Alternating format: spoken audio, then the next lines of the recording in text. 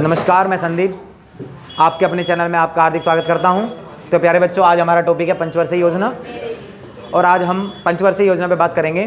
देखिएगा, इसमें हम प्रथम पंचवर्षीय योजना पे बात करते हैं। सबसे पहले जो हमारी पंचवर्षीय योजना थी उसकी स्टार्टिंग हुई थी 1951 से लेकर 1956 तक, और इसका टाइमिंग भी है कि टाइमिंग कैसे कैसे था, कब कौन सी पंचवर्षीय योजना चली।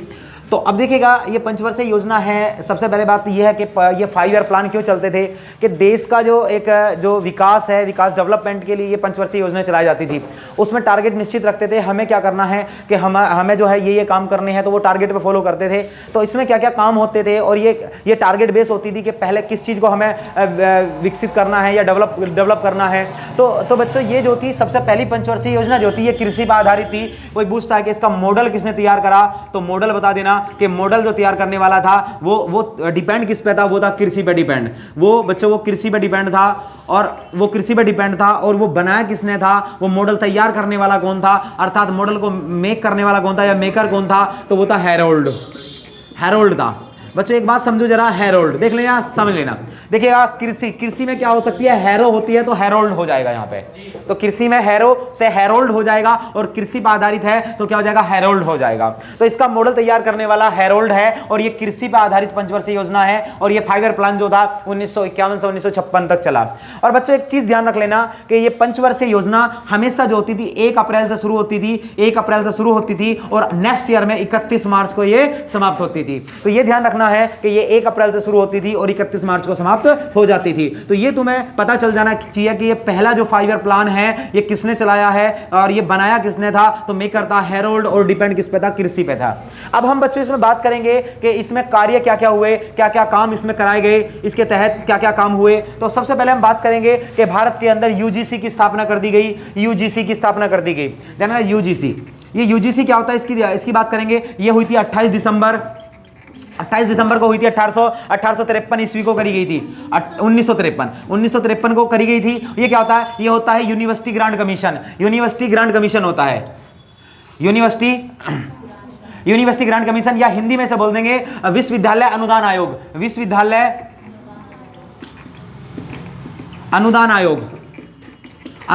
इसे बोलेंगे विश्वविद्यालय अनुदान आयोग। बच्चे इसमें ध्यान रख लेना, यूजीसी जो है हमारा क्या कराता है, नेट की परीक्षा कराता है। और नेट करने के बाद में बच्चे क्या करते हैं कि उसमें फिर ऑफर मिलता है कि बच्चे पीएचडी कर सकते हैं। और इन्होंने क्या कराया था, नेट की परीक्षा कराई थी। और दूसरी बात ये भी है कि नेट के साथ साथ इन्होंने क्या करा था, यूजीसी, यदि कोई बंदा क्या होता है कि वहां पे यूजीसी क्लियर करता है तो उसे पीएचडी करने का मौका मिलता है और वहां पे पीएचडी हो जाती है। तो ये जो विश्वविद्यालय अनुदान आयोग है, इसकी स्थापना 1953 में हुई थी। और देखिएगा, दूसरे काम की बात करता हूं, यहां पे दूसरी बात की बात करता हूं। तो यहां पे जो थे इस पंचवर्षीय योजना के तहत 3 बांध बनाए गए थे भारत के अंदर।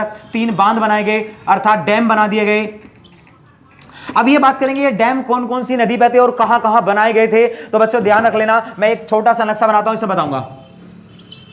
देखिएगा, मान लो कि ये हमारा भारत है और भारत की बात करूं कि अब देख लेना, यहां पे क्या है, मानसरोवर झील है और मानसरोवर झील से 3 नदियां बाहर से निकलती हैं। एक होती है सिंधु नदी, एक होती है यहीं से सतलज नदी, एक होती है सतलज नदी, एक सतलज नदी है और एक होती है ब्रह्मपुत्र नदी। एक कौन सी है, ब्रह्मपुत्र नदी है। बच्चों ध्यान रख लेना। तो ये सतलज नदी जो है, सतलज नदी पे एक बांध बनाया गया था प्रथम पंचवर्षीय योजना के अंतर्गत। ये क्यों बनाया गया था, ये इसलिए बनाया गया था कि जो यहाँ पे बांध बनाने से जो इधर पंजाब वाला एरिया, पंजाब है, हरियाणा है या इधर के राजस्थान एरिया है, इसमें क्या हो सके कि सिंचाई हो सकती है, उसके द्वारा सिंचाई हो जाए। और यहाँ से नहर भी निकाली गई है सतलज नदी से, इंदिरा गांधी नहर, जो भारत की सबसे बड़ी नहर है और वो राजस्थान तक जाती है। मैं बात करता हूँ, सतलज नदी पे एक बांध बनाया गया था।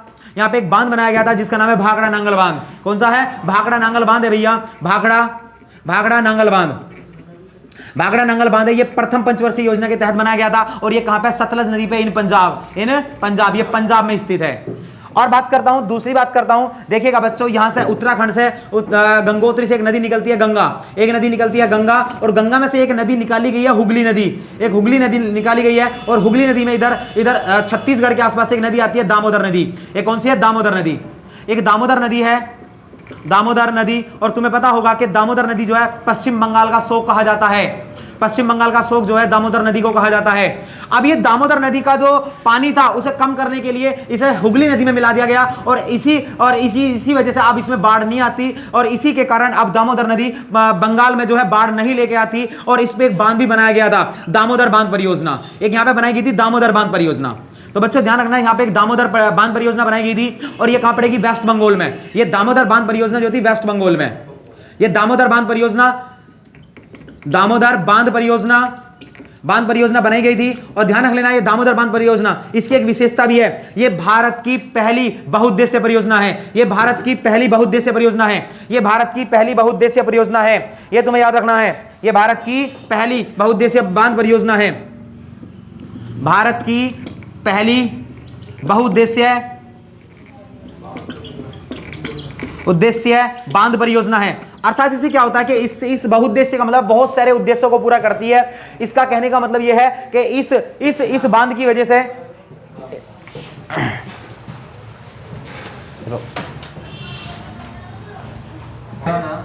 देखिएगा, ये दामोदर नदी पे जो है, दामोदर नदी पे कौन सी है? ये दामोदर बांध परियोजना है, दामोदर बांध परियोजना है। और दामोदर बांध परियोजना भारत की पहली बहुउद्देश्य परियोजना है।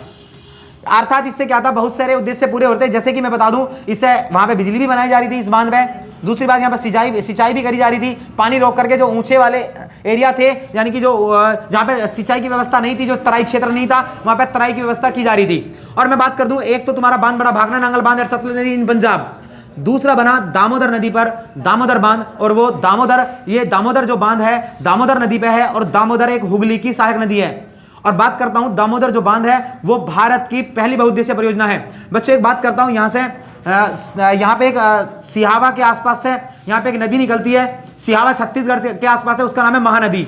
उसका नाम क्या है? महानदी बच्चों। और महानदी पे एक बांध है, उसका नाम है हीराकुंड बांध। उस पे एक बांध है हीराकुंड बांध। बच्चों ध्यान रख लेना, हीराकुंड बांध। और हीराकुंड की एक विशेषता बताता हूं, हीराकुंड बांध जो है ये वर्ल्ड का सबसे लंबा बांध है, वर्ल्ड का सबसे लंबा बांध है। और लगभग 49 किलोमीटर इसकी लंबाई है। लगभग कितनी है? 49 किलोमीटर इसकी लंबाई है। तो ध्यान रख लेना, ये वर्ल्ड का सबसे लंबा बांध है। और ये कौन सी नदी पर है? तो तुम्हें पता होना चाहिए कि कौन सी नदी पे है? महानदी पे। और बच्चे ये है कौन से राज्य में? तो याद रखना, ओडिशा में। कौन से राज्य में? ओडिशा में। तो बच्चों ये पहली पंचवर्षीय योजना के तहत 3 बांध बनाए गए थे। सतलज नदी पर भाखड़ा नांगल बांध पंजाब में, और दूसरा दामोदर नदी पर दामोदर बांध, भारत की पहली बहुउद्देश्य परियोजना। महानदी पर हीराकुंड बांध, और ये जो है वर्ल्ड का सबसे लंबा बांध है। अब बात करता हूं, तो बच्चों यहां पे इसके 2 कार्य हुए। यूजीसी की स्थापना, 3 बांध के निर्माण करवा दिया गया। और यहां पे ध्यान रख लेना, यहां पे उस समय चलाया गया था सामुदायिक विकास कार्यक्रम, सामुदायिक विकास कार्यक्रम। और ये कार्यक्रम चलाया गया था। और बच्चे ध्यान रख लेना, कब चलाया गया था? 2 अक्टूबर को चलाया गया था, 2 अक्टूबर 1952। लेकिन क्या हुआ, इसका रिजल्ट ये निकला कि सामुदायिक विकास कार्यक्रम चल नहीं पाया और ये हो गया फेल। ये डेवलप नहीं हो पाया, अर्थात चल नहीं पाया, ये हो गया फेल। एक और स्थापना हुई थी बच्चों, यहां पे एक और कार्य हुआ था, बताता हूं। यहां पे क्या हुआ था? राष्ट्रीय प्रसार सेवा की स्थापना करी गई थी। राष्ट्रीय प्रसार सेवा बच्चों तुमने सुना होगा रेडियो में क्या होते हैं, पहले चैनल होते थे, प्रसार भारती इस तरह से करके होते थे। अर्थात रेडियो के द्वारा प्रसार करना, अर्थात न्यूज पहुंचाना या प्रसारण करना, वे स्टार्ट कर दिया गया था 1953 में। तो ये इसमें क्या हुए थे? 4 कार्य हुए थे। लेकिन एग्जाम की दृष्टि से यूजीसी और 3 बांध बहुत इंपॉर्टेंट है, अन्य ये 2 क्वेश्चन इतने खास नहीं बनते। तो ध्यान रख लेना, यूजीसी की स्थापना, 3 बांध बने, सामुदायिक विकास कार्यक्रम 2 अक्टूबर 1952, और बच्चों राष्ट्रीय प्रसार सेवा कब शुरू की थी? 1953। ये 2 कार्य इंपॉर्टेंट थे जो इसमें हुए।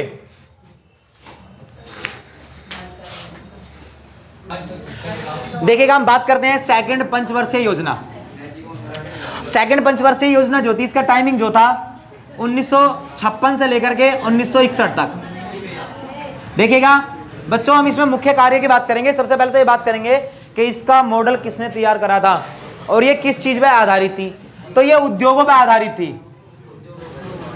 उद्योगों पर आधारित थी, अर्थात छोटे छोटे लघु उद्योग, कुटीर उद्योग लगाने की बात करी गई थी। और इसका जो मॉडल तैयार करने वाला बंदा था वो कौन था, मेकर कौन था, मॉडल को बनाने वाला वो था पीसी महालनोबिस। महालनोबिस था, ये पीसी महालनोबिस था, पीसी महालनोबिस ने ये मॉडल तैयार करा था। इसने जो इस पंचवर्षीय योजना में था वो उद्योगों पे फोकस दिया गया था कि कहने का मतलब यह था कि ज्यादा से ज्यादा उद्योग लगाओ और एक तरह से है कि भारतीय उद्योग लगेंगे तो भारतीय वस्तुएं बनेंगी और भारत में यूज होगा और भारतीय उसका यूज करेंगे तो इकोनॉमी बढ़ेगी। तो कहीं ना कहीं उद्योगों पे फोकस था इस पंचवर्षीय योजना में। तो बच्चों मैं बात करता हूं इसमें कार्य क्या क्या हुए, कार्य की बात करता हूं। इसमें देख लेना, सबसे पहला एक बात और ध्यान रख लेना, एक रूस में एक योजना चली गई थी, रूस की एक योजना थी, उससे तुलना करी गई थी सेकंड पंचवर्षीय योजना की। रूस की मैनफील्ड योजना थी, मैनफील्ड योजना कौन सी थी, मैनफील्ड योजना थी या फील्ड मैन योजना के नाम से आता है, रूस की फील्ड मैन योजना, फील्ड मैन योजना थी, फील्ड मैन योजना, उससे इसकी तुलना करी गई थी, योजना से तुलना करी गई थी इसकी। और बच्चे इसमें देखेंगे कार्य क्या क्या हुए। देखो एक कार्य की बात करूं तो सबसे पहले तुम्हें याद रखना है कि जब ये पंचवर्षीय योजना चल रही थी तो भारत में इस्पात उद्योग कारखाने लगाए गए थे। इसमें क्या कराया गया था, पहला कार्य की बात करूं तो इसमें भारत में 3 इस्पात उद्योग कारखाने लगाए गए थे। ध्यान रख लेना, पहला कार्य है 3 इस्पात उद्योग कारखाने लगाए गए, उद्योग कारखाने। अब ये कारखाने कहां पे लगाए गए,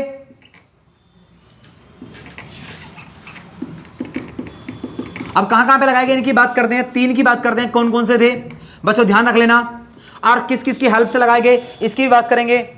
जो एक लगाया गया था भिलाई, और भिलाई जो था वो छत्तीसगढ़ में था, कहां पे था, भिलाई, भिलाई इस्पात कारखाना, ये आएगा भिलाई इस्पात कारखाना कहां पर है। तो जब ये लगाया गया था उस समय छत्तीसगढ़ नहीं था, क्योंकि छत्तीसगढ़ नहीं था, छत्तीसगढ़ मध्य प्रदेश से कट के बना है तो उस समय मध्य प्रदेश में था, वर्तमान में छत्तीसगढ़ में है। तो भिलाई जो इस्पात कारखाना है वो कहां पे है, वर्तमान में छत्तीसगढ़ में है, छत्तीसगढ़ में बच्चे ध्यान रख लेना। और छत्तीसगढ़ बना कब है, ये बना है 2000 ईस्वी में। अब बात करता हूं, क्वेश्चन ये आएगा कि भाई साहब जो भिलाई इस्पात कारखाना है भारत के किस देश ने हेल्प करी थी जब ये लगाया गया था। तो भाई साहब ध्यान रख लेना, भलाई के काम भारतीयों के लिए कौन करता है, रूस करता है। तो यहां लॉजिक लगाओ, तो भाई साहब क्या है कि जो किसकी हेल्प से ओपन हुआ था, ये हेल्प किसकी थी, रूस की। ये कभी कभी आता है सोवियत संघ, क्या आता है, सोवियत संघ आता है, सोवियत संघ, सोवियत संघ रूस बोल देंगे या सोवियत संघ के नाम से आएगा। तो भारत की भिलाई इस्पात कारखाना खोलने में हेल्प करने वाला कौन है, तो भाई साहब याद रखना कौन है, सोवियत संघ रूस है भाई साहब, ध्यान रखना। बात करता हूं एक था दुर्गापुर इस्पात कारखाना, दुर्गापुर इस्पात कारखाना था बच्चों। दुर्गा, देखो एक छोटा सा लॉजिक बताता हूं तुम्हें, दुर्गा की पूजा भारत के किस राज्य में होती है, या दुर्गा का मेला कहां पे लगता है, दुर्गा पूजा कहां पे होती है, तो वेस्ट बंगाल में। तो ध्यान रखना, इसी से लग गया कि दुर्गा कहां पे हुआ, वेस्ट बंगाल। तो ये जो था ये वेस्ट बंगाल में लगाया गया था। और बच्चों किसकी हेल्प से लगाया गया था, एक बात तुमने मॉडर्न इतिहास पढ़ा होगा तो तुम्हें एक चीज पता चली होगी कि जब भी कोई यूरोपीय भारत में आया तो मैक्सिमम उनका टारगेट क्या रहा, कोलकाता रहा। तो कोलकाता ही टारगेट रहा सबका। तो मैं ये बात करता हूं, अंग्रेजों ने भी अपना काम कहां करा, कोलकाता। तो अंग्रेज कहां से आए थे, इंग्लैंड से आए थे, ब्रिटेन से आए थे या यूके से आए थे। तो ये लगाने वाला कौन है, यूके, यूनाइटेड किंगडम, या क्या कह सकते हो, ब्रिटेन। ये किसकी हेल्प से खोला गया था, ब्रिटेन की हेल्प से खोला गया था। तो दुर्गापुर किसकी हेल्प से हो गया, ब्रिटेन की हेल्प से हो गया। बच्चों एक ध्यान रखना, राउरकेला क्या है, राउरकेला, ये राउरकेला कहां पे है, तो ध्यान रख लेना, उर से उड़ना, तो उड़ेगा तो उड़ीसा, क्या आएगा, ओडिशा। तो उड़ीसा कौन से राज्य में लगाया गया है, ये ओडिशा में लगाया गया है। लेकिन बात करते हैं कि भाई साहब ये राउरकेले की बात करते हैं, ये किसकी हेल्प से ओपन हुआ था भारत में, हेल्प किसने करी थी इसमें, तो ध्यान रख लेना। देखो राउरकेला, केला है, यदि सर्दियों में केला खाते हैं तो गले को जाम कर देगा, तो क्या आएगा, जर्मनी, क्या आ जाएगा, जर्मनी। जाम से क्या हो जाएगा, जर्मनी, तो क्या कर देगा, जर्मनी। तो बच्चों ये 3 इस्पात कारखाने खोले गए थे। एक कौन सा हुआ, भिलाई छत्तीसगढ़ में, किसकी हेल्प से, तो भलाई कौन करता है भारत के लिए, रूस करता है। दुर्गा की पूजा वेस्ट बंगाल में होती है, तो अंग्रेज भी कहां है, वेस्ट बंगाल में आए, तो अंग्रेज बोले तो ब्रिटेन। बात करता हूं, और राउरकेला कहां है, ओडिशा में। उड़ से उड़ने की बात चलती है तो उड़ीसा, और किसकी हेल्प से ओपन हुआ, जर्मनी की हेल्प से ओपन हुआ। तो बच्चों केला खाएंगे तो सर्दियों में जम जाएगा गला। देखो यहां पे एक कार्य बहुत इंपॉर्टेंट है, मैं नेक्स्ट कार्य की बात करता हूं। इसी समय क्या हुआ था, दूसरा कार्य बच्चों, दूसरे कार्य की बात करूं तो भारत के अंदर डीआरडीओ की स्थापना हो गई थी। डीआरडीओ, डीआरडीओ की स्थापना कर दी गई जी। तो बता दें यहां पे क्या था, ध्यान रख लेना, किसकी स्थापना कर दी गई, डीआरडीओ की।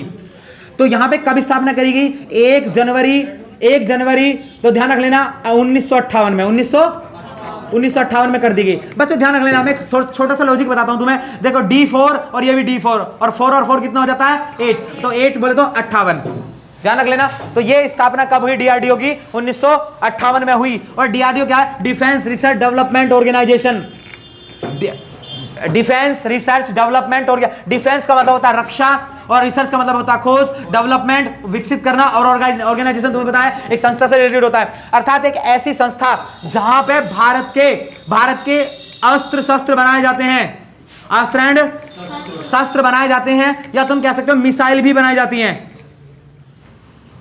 मिसाइल भी बनाई जाती हैं बच्चों, मिसाइल भी बनाई जाती हैं। तो डीआरडीओ की स्थापना 1958 हुई, और भाई साहब अस्त्र शस्त्र और मिसाइल बनाई जाती हैं। तो ध्यान रख लेना कि भारत में अस्त्र और शस्त्र बनाने का काम कौन करता है, डीआरडीओ करता है। मैं आगे एक बात करता हूं बच्चे, ध्यान रख लेना, ये जो मिसाइल है, ये मिसाइल कहां पे लॉन्च होती हैं, मोस्टली कहां पे लॉन्च होती हैं, तो ध्यान रख लेना, ये होती है व्हीलर आइलैंड पे। किस पे होती है, व्हीलर आइलैंड पे, ये व्हीलर आइलैंड है, ये कहां पड़ेगा बच्चों, ये पड़ेगा ओडिशा में। कहां पड़ेगा, ओडिशा के निकट पड़ेगा, बंगाल की खाड़ी में, ओडिशा के निकट बंगाल की खाड़ी में, बे ऑफ बंगाल। एक बात ध्यान रख लेना, व्हीलर आइलैंड का नाम चेंज कर दिया गया और इसका नाम हो गया कलाम द्वीप। क्या हो गया, कलाम द्वीप। तो बच्चों इसका नाम क्या हो गया, कलाम द्वीप हो गया, इसका नाम क्या हो गया, कलाम द्वीप हो गया। तो बच्चों ये याद रखना है तुम्हें। इसके 2 मुख्य कार्य बताए, एक तो क्या 3 इस्पात कारखाने बताए, 3 इस्पात कारखाने बताए, और क्या बताया, डीआरडीओ की स्थापना बताई। अरे बोलो, ये 2 कार्य बहुत इंपॉर्टेंट है। आगे बात करता हूं, ध्यान रख लेना, भारतीय सहायता क्लब भी बना था इसी समय। क्या बनाया गया था, तीसरा कार्य, भारतीय सहायता क्लब, भारतीय सहायता क्लब की स्थापना करी गई थी। तो यहीं पे 2 इंपॉर्टेंट, मैंने देखो ये क्वेश्चन बताया इंपॉर्टेंट, एक 3 इस्पात कारखाने, डीआरडीओ की स्थापना, ये कोई खास इतना क्वेश्चन नहीं है पेपर की दृष्टि से, लेकिन ये 2 क्वेश्चन बहुत इंपॉर्टेंट है। बात करता हूं बच्चों, ध्यान रख लेना, इंटीग्रल कोच फैक्ट्री पेरमबूर में खोली गई थी, लेकिन वो पहली पंचवर्षीय योजना में खोली गई थी। बहुत इंपॉर्टेंट क्वेश्चन है, याद रख लेना।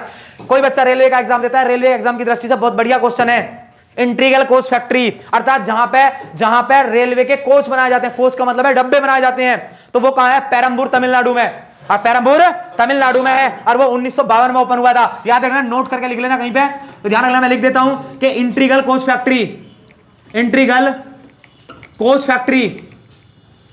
फैक्ट्री है ये, और ये कहां पे है, पेरमबूर में है। और पेरमबूर कहां पड़ेगा, तमिलनाडु में पड़ेगा। और बच्चों इसमें क्या बनाया जाता है, तुम्हें पता है ना क्या बनाया जाता है इसमें क्या बनाया जाता है, रेलवे के कोच, यानी कि रेल के डब्बे बनाए जाते हैं, रेल के डिब्बा या डिब्बे बनाए जाते हैं। ध्यान रख लेना, रेल के डिब्बे बनाए जाते हैं। तो ये कब ओपन हुआ था, ये हुआ था 1952 में। बेहतरीन क्वेश्चन है रेलवे की दृष्टि से। देखिएगा, यहां पे हमने बताया कि जो सेकंड पंचवर्षीय योजना 1956 से 61 के लिए चली, मॉडल किस पे था, उद्योगों पे आधारित था। पीसी मानलोविस ने बनाया था ये मॉडल। मैंने बताया था रूस की फील्डमैन योजना से तुलना करी गई थी इसकी।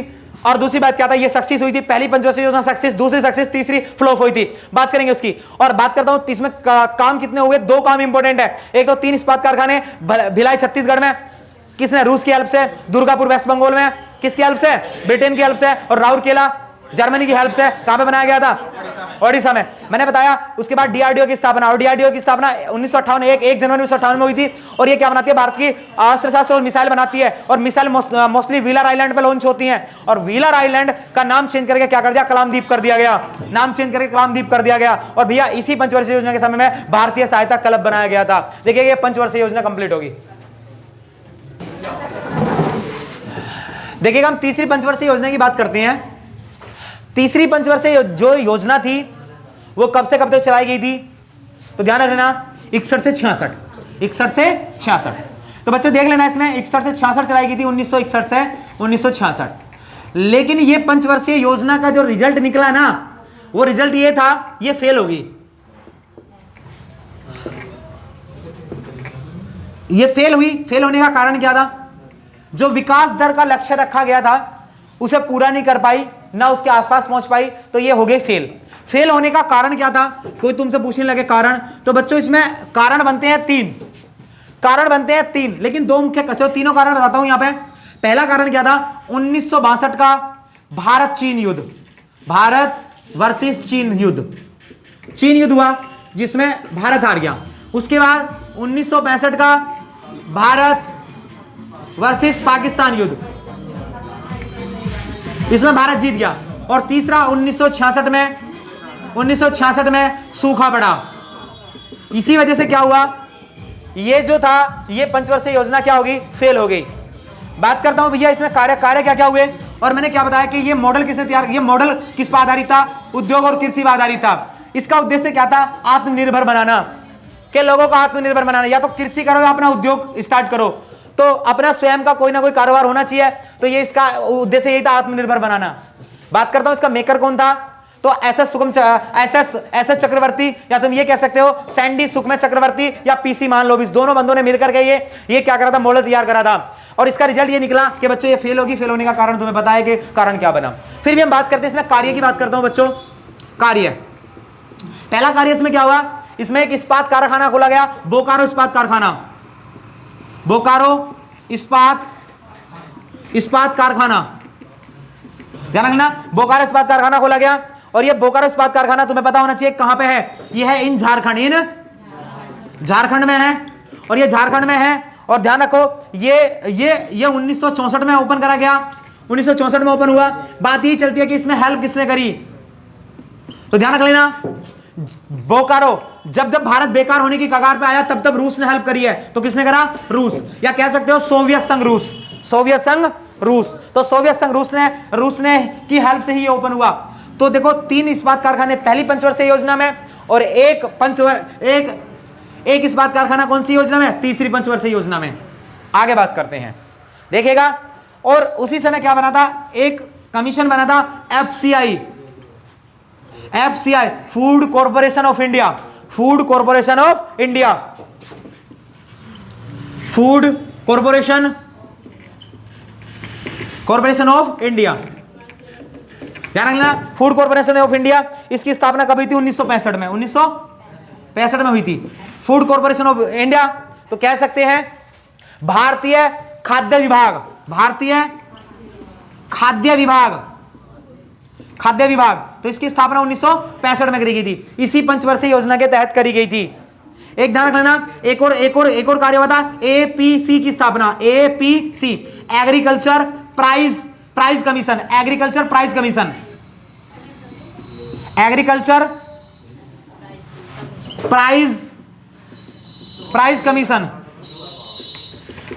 प्राइस कमीशन की स्थापना करी गई थी। ये भी स्थापना 1965 में हुई थी, 1/1/1965 में ही स्थापना हुई थी।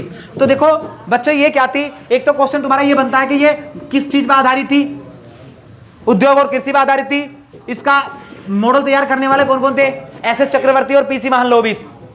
ये फेल हुई, ये भी बढ़िया क्वेश्चन है। इस्पात कारखाना खोला गया, एफसीआई की स्थापना होगी, और तुम्हारा एपीसी एग्रीकल्चर प्राइस कमीशन की स्थापना कर दी। तो ये 3 क्वेश्चन इसके वेरी इंपॉर्टेंट है। तो हमारी 3 पंचवर्षीय योजना खत्म हो जाती हैं।